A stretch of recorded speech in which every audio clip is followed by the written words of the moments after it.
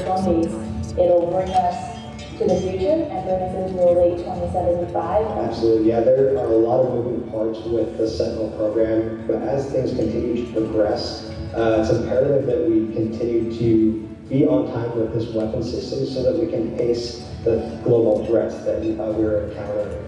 Nuclear deterrence is our ability to provide combat power anytime, anywhere across the globe. It is a global imperative, and the city of Cheyenne, along with 90th Missile Wing, provides a portion of that. Not only nuclear deterrence for our nation, but assurance for our allies as well.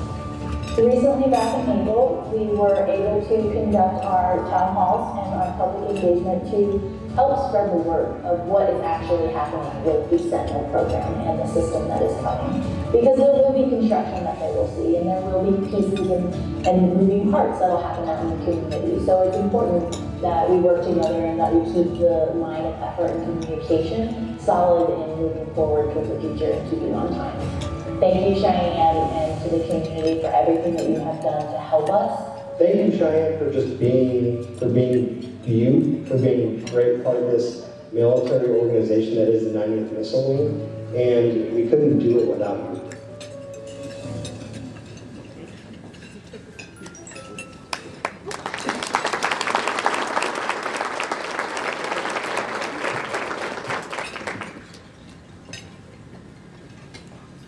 Hello, welcome everyone. There we go. Again, hello and welcome everyone. Little housekeeping items. So welcome again everyone and good afternoon. We're pleased that you joined us today for the Chamber Luncheon. We have a great program lined up for you today, but I'd like to do something a little off script. I would like to wish Tanya Keller, my incoming chair, a happy birthday. So everybody.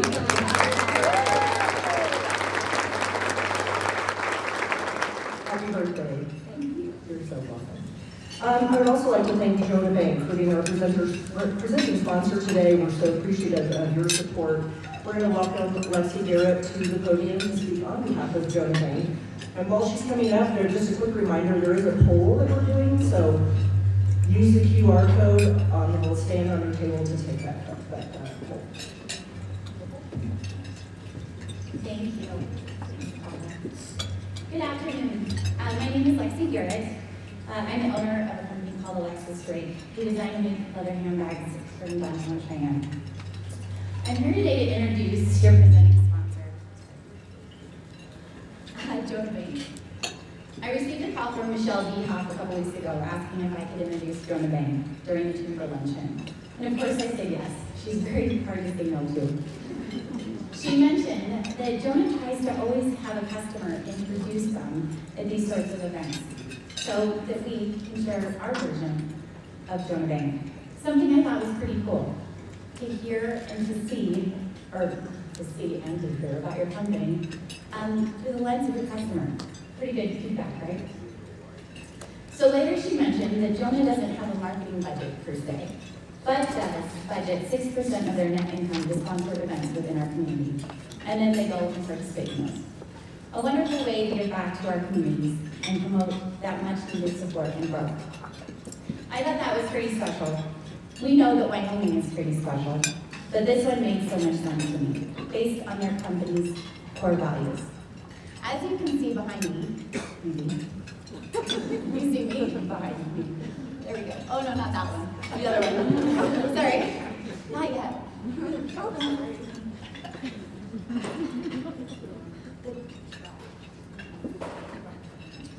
Core values.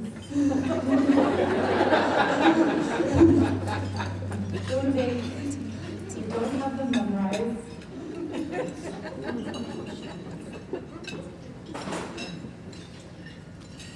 It's the Code of the West, which I know that most of you are at least familiar with the Code of the West. And many of us believe in it and subscribe to it because we see the value. Around 4 years ago, I received a couple of phone calls from a gal named Lori, who I'm seated next to. And she called me probably more than just a few times. It was more like probably 10. And it probably took me a while to get back to her. It was about 2 to 3 months after moving my business from our garage to our first storefront and working studio in downtown Cheyenne. I was still working part-time for the school district, teaching art, as well as trying to find every possible moment in the day to be a mom, a wife, and a business owner. Eventually, I called Lori back, agreed to open an account, signed my name, got my checks, all the things. Pretty standard, right? What I didn't realize is that I was going to get so much more than just a voice on the other end of the line, a friendly face on the other side of the teller counter, and a statement in the mail. I have received a community of support, not just from my assigned banker, but from the entire Hageman team. Now they focus their efforts on a couple really important areas so that they can make the biggest impact in those areas. Since 2006, Jonah Bank has helped 13,000 plus people or families purchase and finance a home. Amazing numbers for such an important part of our economic growth. Additionally, they focus on the energy industry. With such an energy-rich environment we are surrounded by, putting these resources to work in strengthening our communities. And finally, my favorite, they focus on small business. Sometimes being a business owner is scary and sometimes lonely.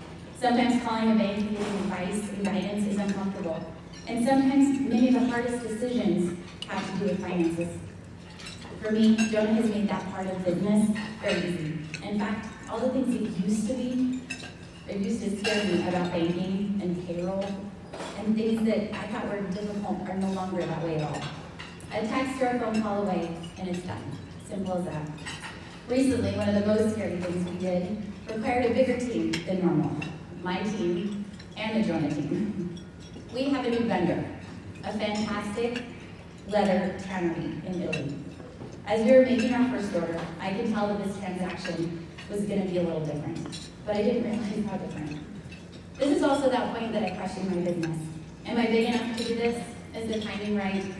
Is this Italian company going to look at my small potatoes company in small town America and where is Wyoming? Or is this that next step, that next business step, the uncomfortable but needed step in the right direction? The tannery was requiring a wire transfer. The invoice that was sent had commas and funny places where we used decimals. And it was very difficult to read. It was all in capital letters, and all in Italian. So I have no idea how much the invoice is for. The invoice is yelling in Italian at me, so I panicked. So I forwarded it to Lori. I figured that she had some fancy bank translator tool and could understand it all. And yet she didn't, but figured it out very quickly with grace and so much charm. She and her team. A few days later, our letter was on a plane from Italy and arrived soon after. Jonah services around 2,500 small businesses across the state and region. And I 100% know that they give each one of them the same attention that they give to me. They make it easy, because sometimes business is hard. Jonah Bank turned 17 this year. Those of you with teenagers, I know you know. They're an honorary bunch, but we absolutely love them. Jonah Bank strives to help build better communities, one homeowner, one small business at a time. I love that my small business, along with all of our businesses and organizations, and our chamber, can be part of building a better Wyoming. Thank you.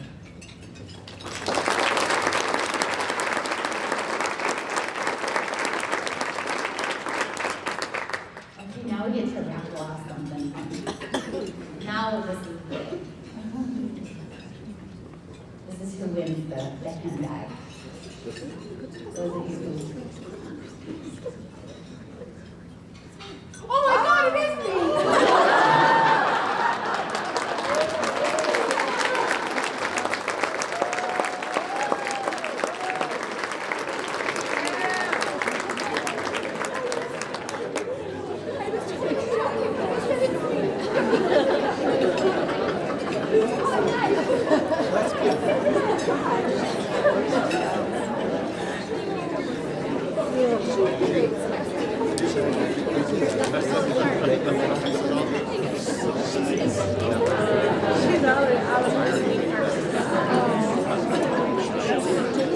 Oh my gosh. What a surprise. Laurel literally does win everything. I'm just going to tell you guys right now. Good job. No, I love that. Again, thank you so much, and thank you, Joe Bank, for being our sponsor today. I would like to also recognize the rest of our sponsors for today's luncheon. We have a silver sponsor, and hopefully I'm saying this correctly, Milleron TJ Construction LLC, hopefully. Frontier Access and Mobility Systems, Inc. Those are our silver sponsors. Let's give them a hand.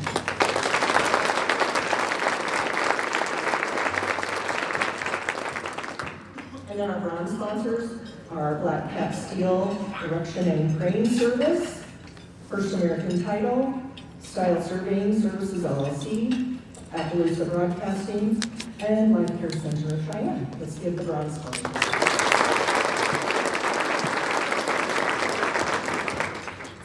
Thank you so much to all our sponsors. We couldn't do what we do without all of you. Now let's welcome Barbara Brennan with Harmony Health and Home and the Red Carpet Committee to come forward to introduce our new partners.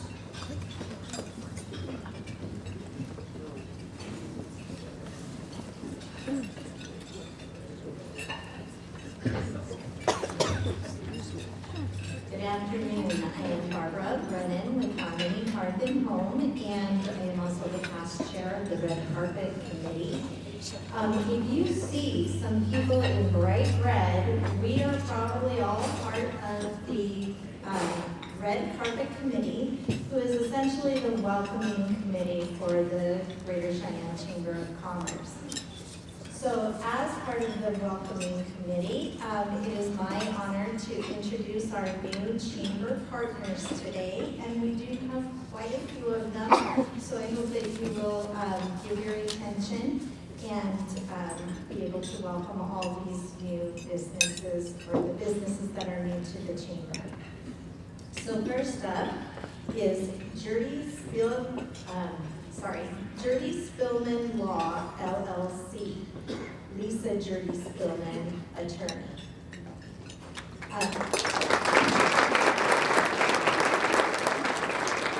Lisa is a business attorney with broad legal experience in the private, government, and finance sectors.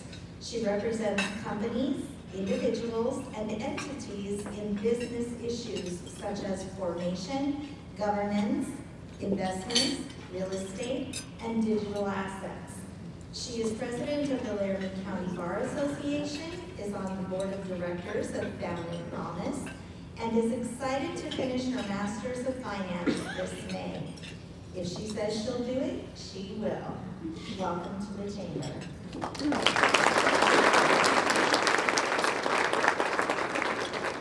And next we have Bountiful Cravings, LLC. Diana Windley, owner, and her husband Shane.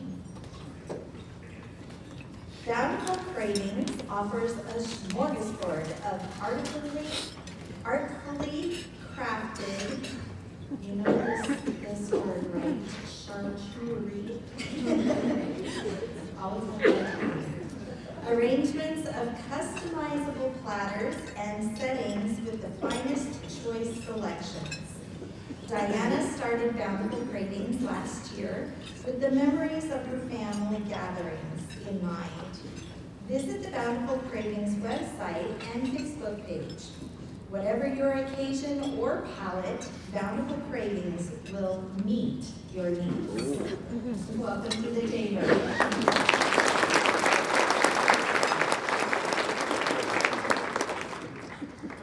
The town of Pine Bluffs.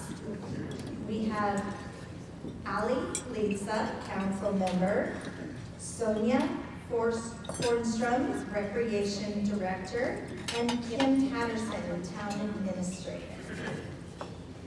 As the gateway to the west, the town of Pine Bluffs is a welcoming community for families, businesses, and visitors. Surrounded by beautiful vistas, Pine Bluffs is a small town with big ambitions.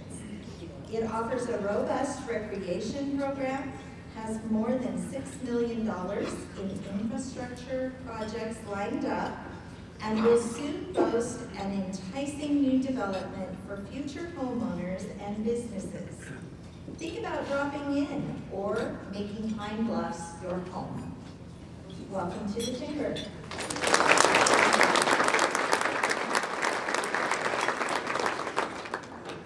Credit Management Services. We have Megan Lowry, Vice President, and Christy Klein, Business Development Executive. Started in 1926, Credit Management Services is a family-owned and operated business that provides collection services for over 2,300 clients, including hospitals. Its success has been marked by outstanding consumer relations while obtaining a recovery rate more than double the national average. Credit Management Services' philosophy is to take a kind, courteous, and accommodating approach with each consumer. Welcome to the Chamber.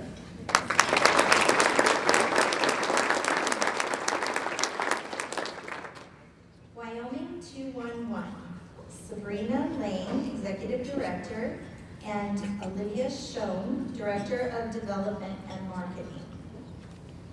Ever find yourself in need of essential health and human services but don't know who to call? Wyoming 211 can connect you with what you need. A free, confidential, and trusted nonprofit, Wyoming 211 will help you find food, housing, utility assistance, job training, child care, mental health resources, and much more. It's as simple as calling 211. Welcome to the Chamber.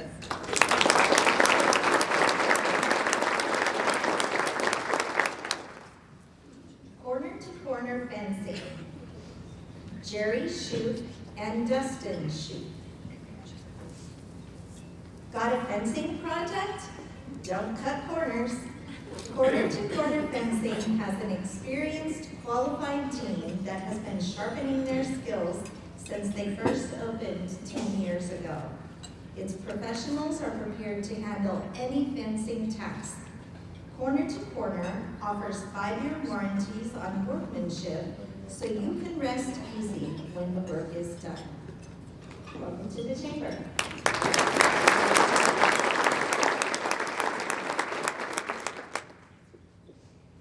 Da Vinci Sign Systems.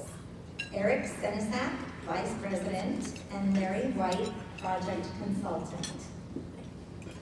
Da Vinci Sign Systems can help you put a little renaissance in your business. They specialize in custom signs for a host of industry sectors: electronic messaging, monument signs, stone and rock, neon, LED, digital graphics, and more. There is no signage system it doesn't cover. With Da Vinci, it's a masterpiece. They put their all into your signage project because that is the Da Vinci way. Welcome to the Chamber.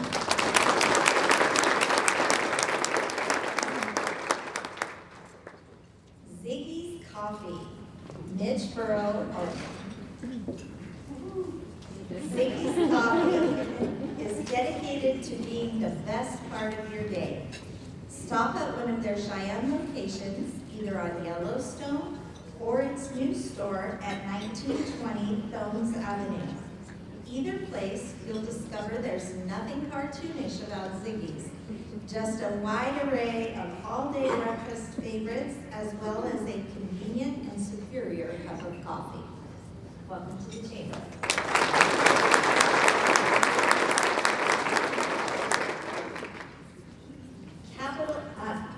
Cap City News.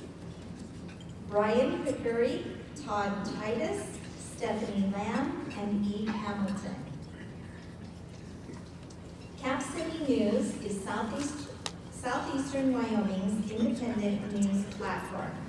It is a Wyoming-owned company that specializes in hyperlogical coverage of the people, places, and events that shape our community.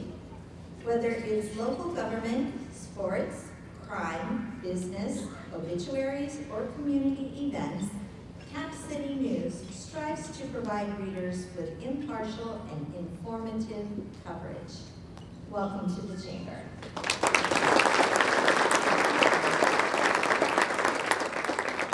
And did we have anyone from Motel 6 here today? Okay, let's give one more round of applause for all of our new chambers.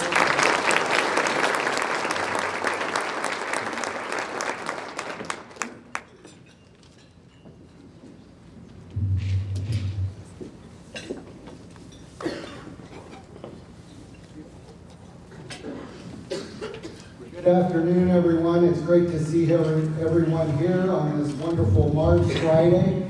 Hope everybody's doing great. I am so grateful and thankful that, as you just heard, all those new members, the Cheyenne Chamber of Commerce continues to grow, both in membership and revenue, to represent the business community throughout the community, throughout the region. You know, we've been working on the Wyoming Business and Industry Federation, which brings chambers together from across the state. And we've been able to do that over the last couple of years. I talked to the leader of the state chamber organization this year. She said we have more than 10,000 businesses that all are listening to the same messages. They're pushing the same business-friendly items in each section of the state. So I think it's something that this chamber can really be proud of. To get 10,000 people together to do anything is hard, right? So very proud of that, and I appreciate many of all your efforts. I got you, Lexi. So Code of the West, you know, I think it does good for us to go back and visit that. And for me personally, every time I hear the Code of the West, I see my grandmother and grandfather Steenberg and smile, right? So Grandma is a Southern Baptist preacher's daughter, moved by covered wagon from Texas to Oklahoma. She told everyone that she was going as a missionary unto the heathens, which none of us who were raised in Oklahoma appreciated very much. And my grandfather moved as a non-slave holding cattle ranching family in Kentucky, from Kentucky to Oklahoma on horseback.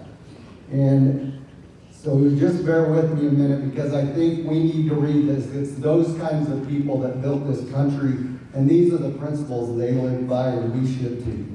Live each day with courage. Take pride in your work. Always finish what you start. Do what has to be done. Be tough but fair. When you make a promise, keep it. Ride for the brand.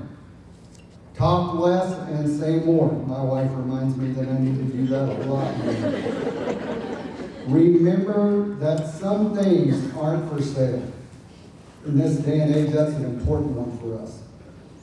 And number 10, know where to draw the line. So I hope that all of us, maybe we don't have them memorized, but we should have them written on our heart and keep them in mind as we do business in our community and in our state. And it will keep us divided from a lot of what's going on out there today. So thank you, Jonah Bank, for sponsoring today. And I just want to make sure that those got read, because I do think they are very important for all of us. A few things coming up. We'll be doing our DC fly-in April 18th through the 20th. So this is always an important trip to go visit about a lot of our military items and talk about some of the infrastructure needs we have in the community. Talk about agencies that are overstepping their bounds and that we need to be back a little bit, which I'm sure you'll hear about today. So join us if you can for that. I know that many folks in here have gone. If you've gone on our DC trip, raise your hand.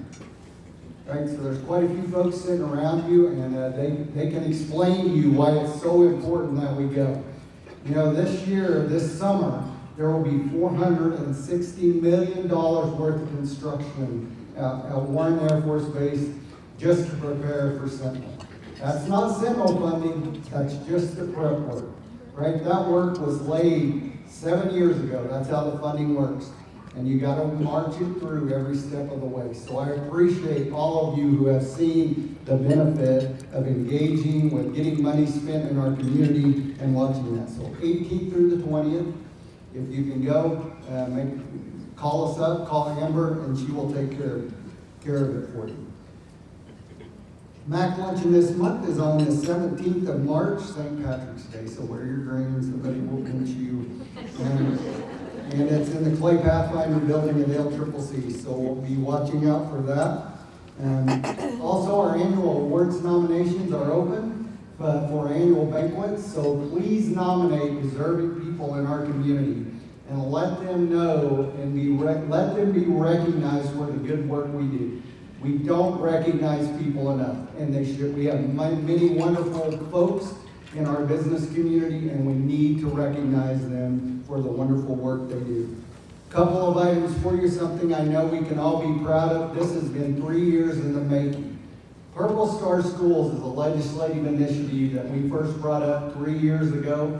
Landon Brown has been pushing that issue along with the rest of the Laramie County delegation. And thank you to the legislature for getting that done and for the governor signing it. A very good step for our military kids, you should be very proud of yourselves. Give yourselves a hand for that. It's taken a lot of work.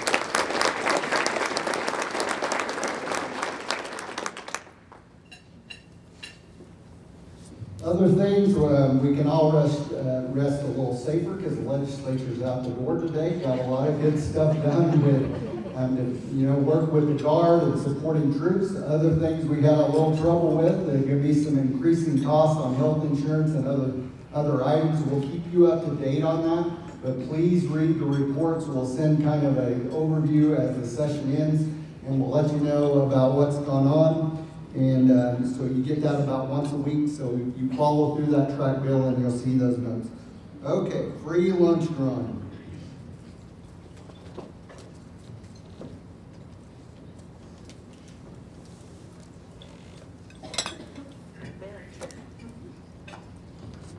Somebody was trying to game the system and it worked. Melody Fenton. She's on staff and you can get your free lunch, or else you need to carry your business cards in a safer spot. This one's deep for you.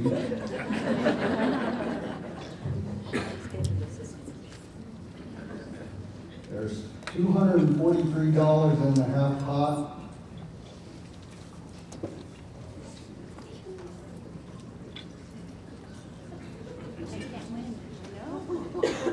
That's bad. If she would have brought, she made you good. Goodness.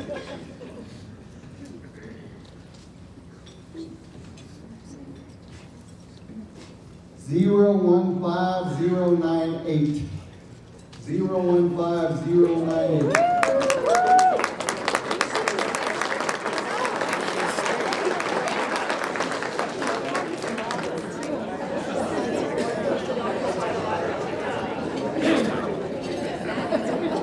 The gambler in me.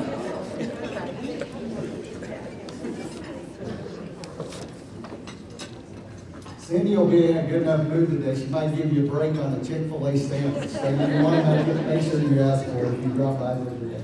Thank you for all that Chick-fil-A does in our community. Now I'd like to welcome your chairman, Paula Quaithrus, back to the stage to introduce our speaker for today. Paula.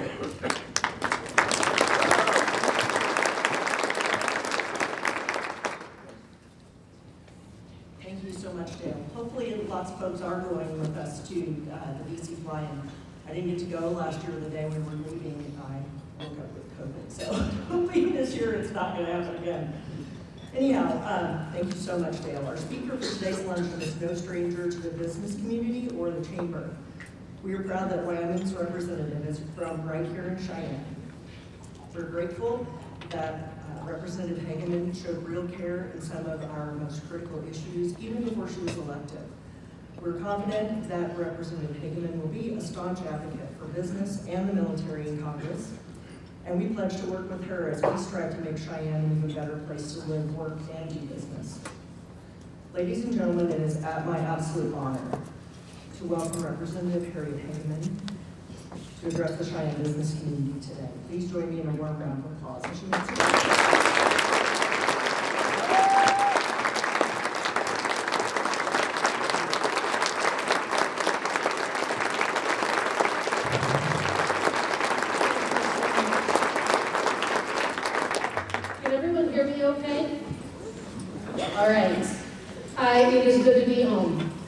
I arrived late last night, and I have to go back to DC on Sunday at about 6 o'clock in the morning, flying out of here, which I definitely appreciate the air service that we have from here to Denver. And it's great to be back with you. I have been able to spend some time today visiting with old friends and making some new acquaintances, and that's always something that I enjoy. I'm going to give you a bit of an update of some of the things that have happened over the last couple of months, and then what we're going to be doing moving forward. The first one that I want to talk about, even though it may be a little bit old news, and it relates to the election of the Speaker of the House, Kevin McCarthy. I don't know how many of you watched that. I know that I was receiving phone calls, and there were some people who agreed with what I was doing, and there were some people who disagreed. And I understand all that, but I will tell you that I think that it was an incredibly positive development in terms of our ability to govern. And part of the reason that I say that is, number one, we needed to make some drastic changes to the rules on how the House functions. And prior to January 3rd, I had met with Kevin McCarthy, and he had committed to make some important changes to the rules that I wanted to see, and so I had agreed to support him in that endeavor. But what I've learned as I've been back there is that as representatives, we don't spend a lot of time together. When we vote, we typically go in, we might be there for 15 minutes. If we're there for a half an hour, that's a fairly long period of time.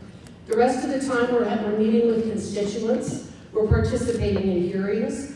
I'm preparing for hearings. We are having meetings. We're doing receptions. We're doing all kinds of things. And I think it's one of the reasons why Washington, D.C. has become dysfunctional over time. Because nobody really has a relationship with each other, or it takes a long time to build those relationships. During that 4-day period, we took 15 votes, and each vote took 90 minutes. So we spent over 25 hours together.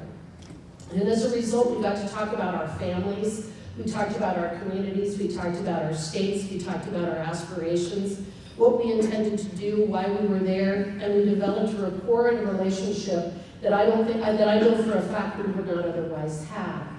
And how is that translated into something good? I think we're much more cohesive and moving forward, not as a splintered group, but as a group that understands we've got some serious challenges in this country. We're going to have the guts to face them. We're going to have to make some difficult decisions. But we all now have a better understanding of what people are thinking in New York and North Carolina and Texas and California and Nevada and Wyoming. And I think that has been probably the most positive aspect of all of that. I also think Kevin McCarthy is going to be a very, very solid speaker for the United States Congress. One of the things, so I'll give you a bit of an update of what I have been able to do in the last 2 months. One of the things that I spent that time doing, meeting with my fellow representatives, was talking to them about Wyoming and about my agenda. And if any of you, most of you who know me in here, you know I've been talking for several decades about the need for regulatory reform and how our legislators are the ones that should be legislating, not unelected bureaucrats, because we need accountability. And the only people who are accountable are the ones that are elected by you. So I have talked about it at the state level, I've talked about it at the federal level, and it's something that I talked to many of my fellow congressional representatives about while we were in the cloakroom or on the floor or talking outside of the chamber. And it is one of the highest priority items that we will be addressing as a body over the next 2 years. Because of my constant already, I guess you would say I was lobbying them to move that to the very top of the list of some of the things that we're going to need to do in Congress. So as a result of that, I have now been put on 2 policy committees. One of them is I am the freshman representative on the policy committee for the entire Congress. And the other policy committee is a very small group that Leader Steve Scalise has put together.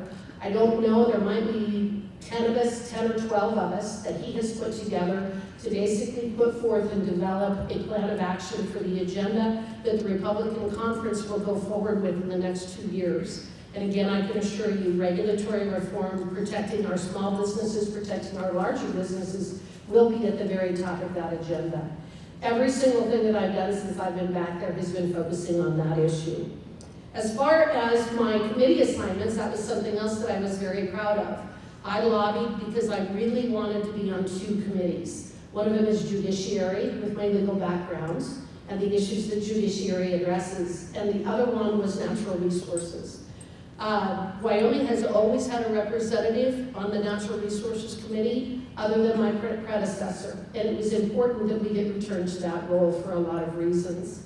So I was very excited when the steering committee placed me on both of those committees. And then the chairman of the Natural Resources Committee asked if I would be the chairman of the subcommittee on Indian and Insular Affairs. It's the first Wyoming representative to ever be the chairman of that subcommittee, and so I will oversee our 574 tribes and our 5 territories. There are some very important issues that are coming up right now, and related to that, and I'm going to talk a little bit more about some of the work we're doing in terms of unleashing economic development for our tribes across this country when I get to the legislation that I've been sponsoring. But the other committee that I wanted to be on is I wanted to be on the committee on the weaponization of the federal government. And I was appointed as the only freshman to that committee. There are 12 or 13 of us, and so I will be serving on that. And I'll tell you why that was important to me. As a constitutional attorney, I've been fighting for a long time on the efforts by the federal government to limit our private property rights, to limit our First Amendment rights, to limit our Second Amendment rights. Those are some of the things that I have worked on as an attorney. I know what these agencies have done. I know what they've done in terms of trying to claim jurisdiction of our irrigation infrastructure, for example, under the auspices of the Clean Water Act, and persecuting our farmers for moving irrigation ditches. I know what's been happening in terms of surveillance. I know what's been happening in terms of our parents being able to exercise their rights in education. So I have been placed on the weaponization committee, and we held our first hearing a couple weeks ago, and in that we focused specifically on the First Amendment. We had 2 senators come and testify. Tulsi Gabbard came and testified.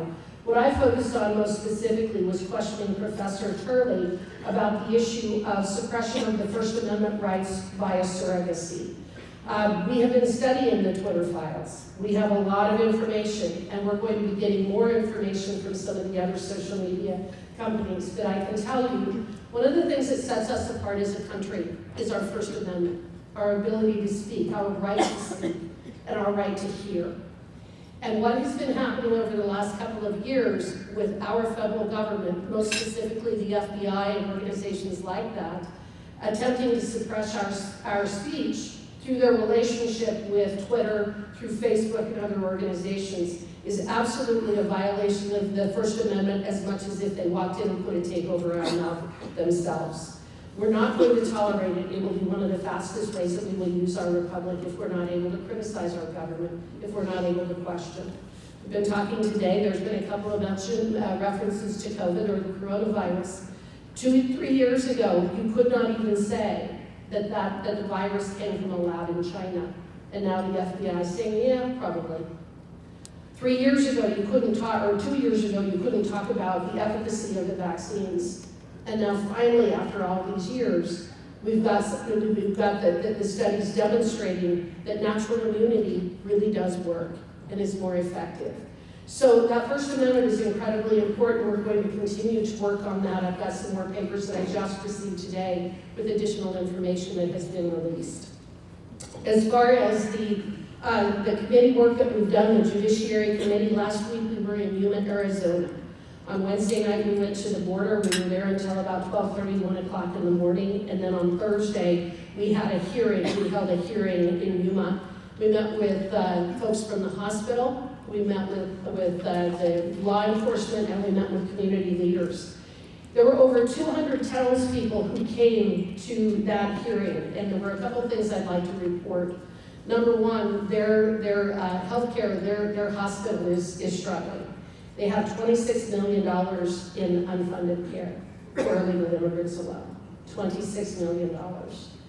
They have, the law enforcement has been talking about the human trafficking and the drugs that are coming across that border. And then from the standpoint of the communities, I had an opportunity to meet with the farmers. Man, what a beautiful place it is down there. And the irrigation facilities, for someone who's a water lawyer, I just absolutely loved it. I would have loved to have spent more time touring that, but that isn't why we were there.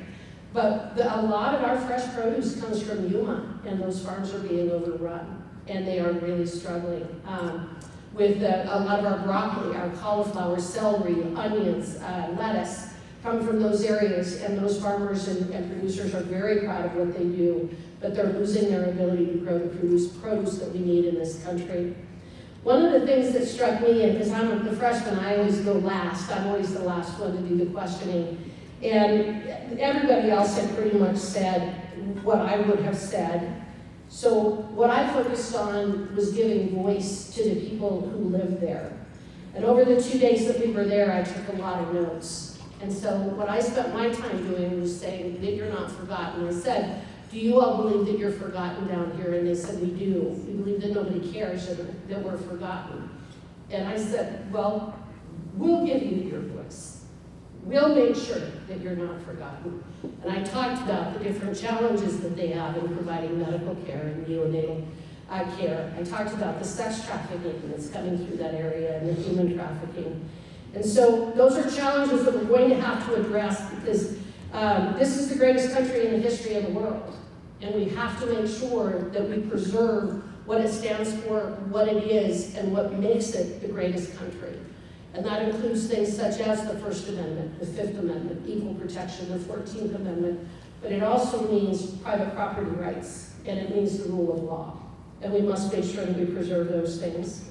In my first few months in Congress, I've been there 2 months now, I voted yes on the Family and Small Business Taxpayer Protection Act, which would repeal the funding for the 87,000 IRS agents that were funded this last year.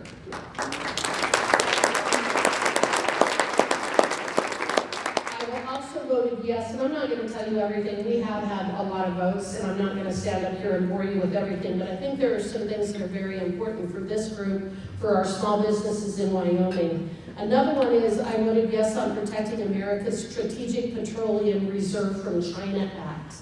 I wasn't aware of this until I got back here, but a lot of our SPR oil has been sold to China.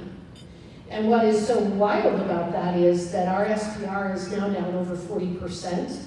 And it is at the lowest point since the 1980s. But what a lot of people don't understand is the reason it's at the lowest point since the 1980s is that's when we were filling it.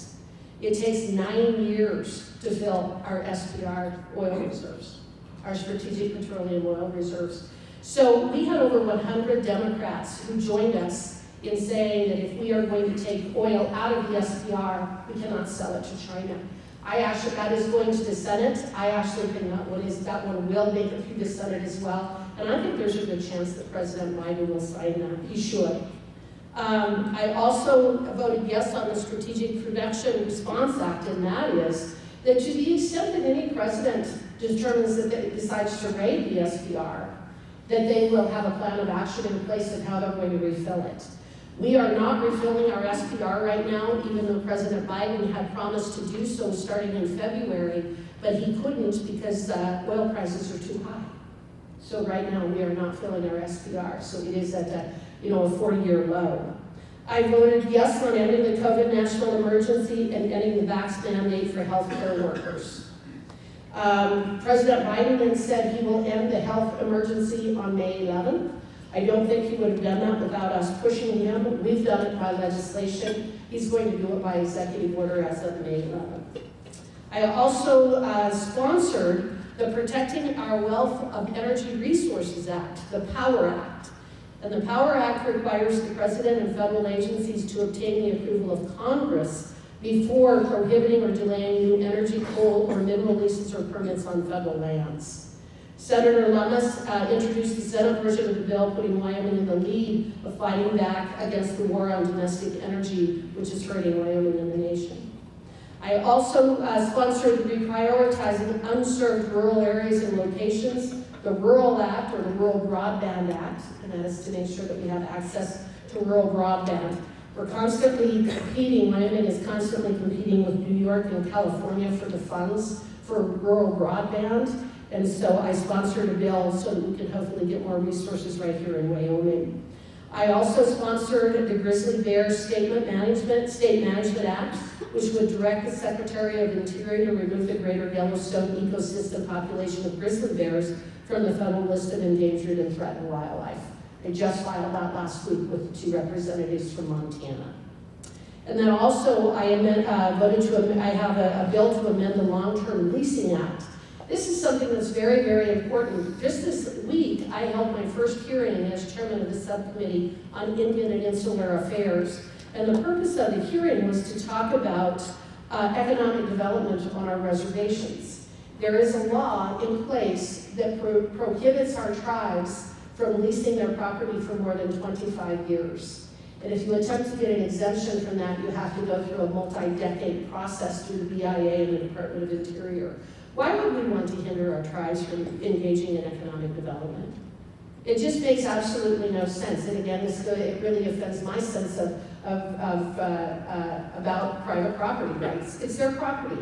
They're fully capable of taking care of themselves. We had a tribe come in, they've had a petition in front of the BIA that has been pending for 14 years in one instance and 22 years in another instance. So just this week, I introduced a bill that amends the Long-Term Leasing Act, and it would authorize leases of up to 99 years for land held in trust for federally recognized Indian tribes. We have huge support across the country from our tribes. The people who came and testified were absolutely ecstatic. It was a pretty emotional hearing because they talked about how they have been prohibited from doing things like putting a distillery on their property, from being able to engage with developers to build malls on their property, because nobody's going to do the infrastructure development if they only have the lease for 25 years. They will now have those leases for 99 years. And I think we have bipartisan support on the committee. I think that we will have bipartisan support in the House. We will get someone to do this on the Senate side, and I actually think this is another bill that has a very good chance of passing, and I'm extremely excited about it and very proud of it. I want our tribes and our Native folks to be able to chart their own course. Legislation that I have co-sponsored, the Protection of Women and Girls in the Sports Act, to keep boys out of girls' sports, Parents' Bill of Rights, Education Choice for Children, also protecting farmers from the SEC Act. This would prohibit the SEC from requiring public companies to disclose Scope 3 emissions from farms. The proposed rule would impose a myriad of climate-related reporting requirements on issues of securities and would compel issuers to request emission data from upstream and downstream their value chain. A lot of bankers have come to me on this, as have our entire ag industry. Obviously, with the bankers, what they're terribly concerned about is if they loan money to either our oil and gas industries, but it's also our livestock producers. The paperwork associated with this regulation of the banks having to disclose and provide information, by definition, none of the information that is provided is even going to be accurate because it's all estimates. So I have co-sponsored that to prevent the SEC from being able to go forward with that rule. And then also I have co-sponsored a bill that would prohibit China from purchasing any additional land in the United States. There's actually 2 different bills pending. One of them is to prohibit China from purchasing land in sensitive areas, but it would be China, North Korea, Iran, I think Venezuela, Russia. There's a couple of other countries, Saudi Arabia might be in there, but then the other one is focused specifically on China. I think these bills will be refined as they go through the process, but those are some of the bills that I've done. I also, the American Energy Act, which would require the administration to process applications for permits to drill in a timely fashion. Right now, the BLM is sitting on over 5,000 applications that they refuse to move forward with. I supported a bill, it was part of a bill to prevent the Secretaries of Interior and Agriculture from banning the use of lead ammo or tackle on federal lands and waters. And then I also am fighting back hard against the new WOTUS rule. We're probably going to do a Congressional Review Act on that, and I'm trying to stop, yet again, the EPA from trying to take control of real property under the auspices of the Clean Water Act. So in closing, really what you're probably hearing is what you've heard me talk about before, if you've been in any of my town halls or any events that I've done or any speeches that I've given. I believe very, very strongly in taking power out of Washington, D.C., returning it to the states where it belongs, so that you have a voice in the type of government that fits and works for the state of Wyoming.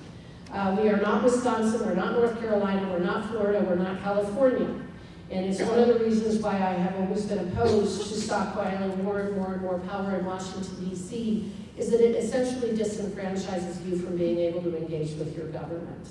We have one representative in Wyoming and we have 2 senators. You have a voice back there, but a lot of Washington, D.C. is broken, and it's broken because there is no accountability back there. And the accountability is going to have to be right here in Cheyenne, right here with the state legislature, right here with your county commissioners.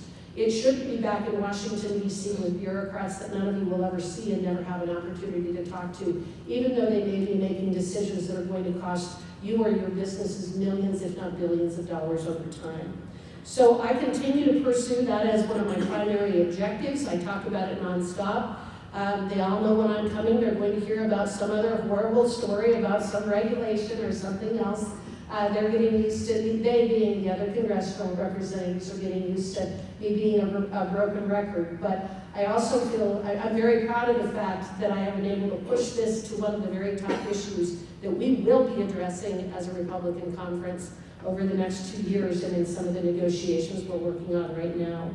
Since being in office in January, I have come home. This is my 3rd or 4th time at home. I have held six town halls in Jackson, Lander, Casper, Laramie, Gillette, and Pinedale. I just had a luncheon here a couple of weeks ago. I will be coming back and doing a town hall in Laramie County, probably over the next couple of months. And I also will be, continuing to speak with people at things like this. I want to let you know my office is here to help. We deal with everything from military to veterans issues to VA to IRS to whatever you can think of. I have physical offices in Cheyenne, Casper, and Gillette. We are looking at opening up at least one other office over on the western side of the state. My staff is absolutely second to none. I'm extremely proud of the people that I have been able to hire here in Wyoming, as well as back in Washington, D.C. We have accomplished a lot in a very short period of time. We're going to continue to work hard for all of you. So again, stop by our offices, call us if you need us. We have had an opportunity to meet with quite a few leaders here in this community on issues that are important. We want to continue to work with you and to help address the issues that are of concern here. So with that, I'd be happy to open it up for questions if that's what you'd like me to do.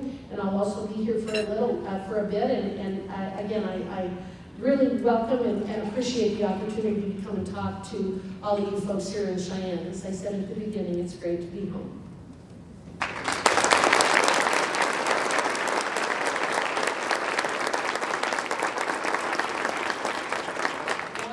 Up here. I can't see anything, so I don't know if there's any questions out there or not.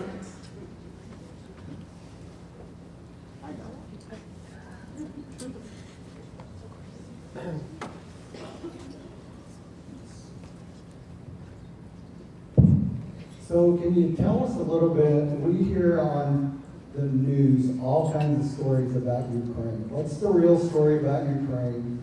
Where are we at with that funding?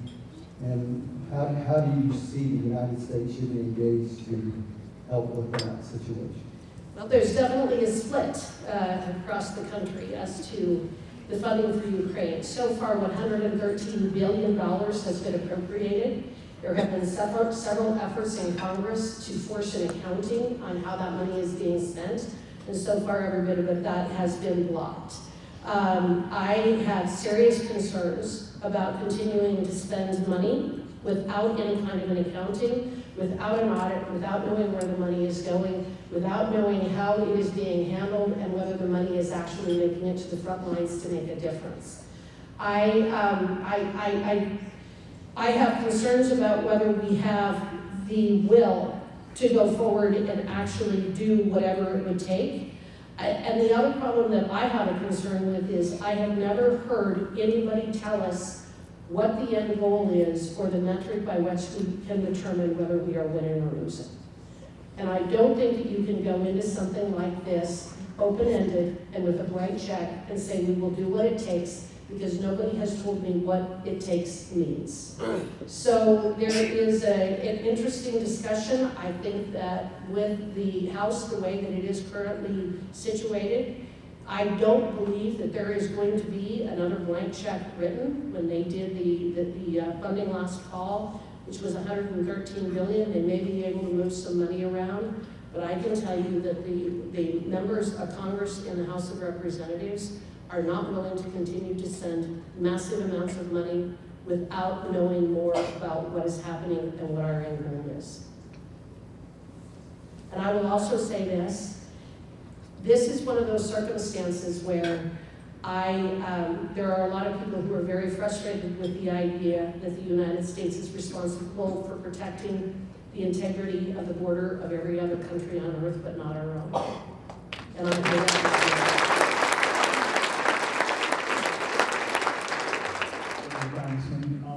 I spoke to you earlier, and we have communication towers.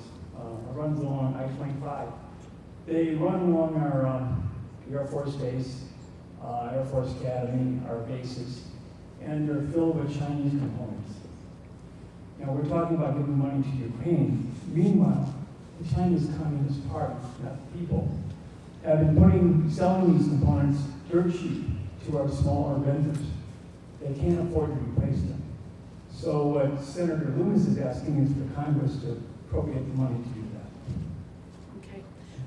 I work very closely with both John and Cynthia, both of our senators who had town halls. We're doing Wyoming Wednesdays, where people who are in town, they can come over to the Senate office building, and we will sit down. If we're available, we will be there, or our staff will be there, and we're able to visit with you if you're in town on Wednesdays.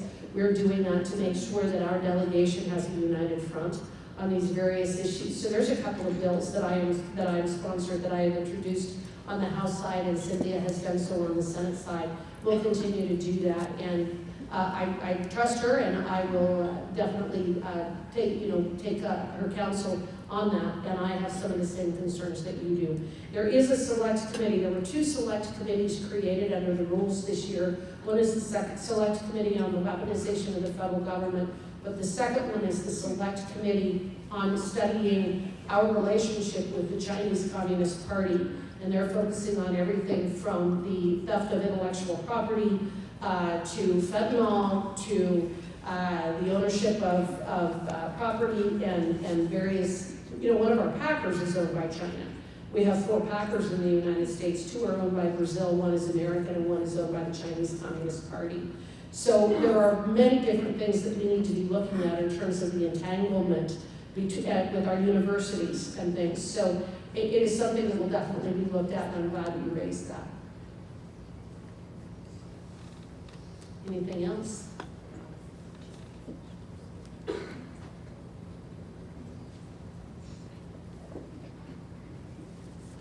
Thank you, Representative.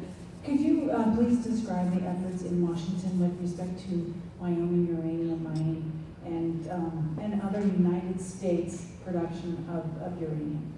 That's a very good question, and I have met with a couple of different organizations, both the mining organizations, the uranium mining organizations, and then also the folks who are looking at constructing the nuclear facility out in Kemmerer. And the facility in Kemmerer is going to be delayed, in part because the deal is it cannot use Russian uranium. So we're going to have to go forward with mining. I have been working with the uranium organization with Scott Melby for a year now, and talking about ways in which we can move forward with our ability to access that. Wyoming has the largest high-quality uranium reserves in the United States, and it is something that we ought to be able to go forward with, and I will continue to sponsor legislation, work on regulations, whatever it takes, so that we can start building back up our uranium industry and using that resource.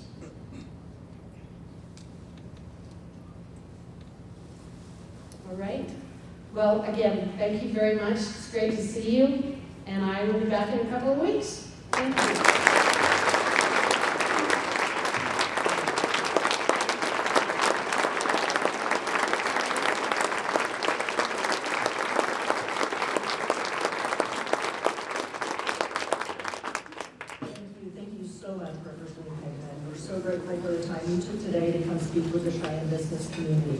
We look forward to continuing and strengthening our relationship and partnership with you.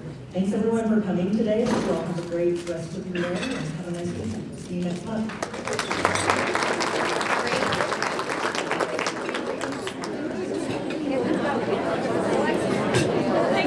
I wanted to say amen a few times. I'll be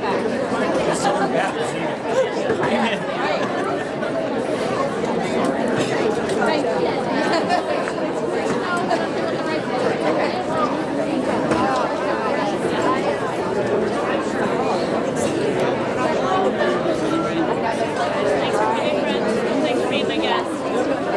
Cece, we met once before when I worked at the Secretary of State's Office Center at Cheyenne. It's really nice to see you. I was trying to limit our hotel meals, like one a month. I think I'm gonna be able to buy this week. Oh, perfect. That's exactly what you wanted, right?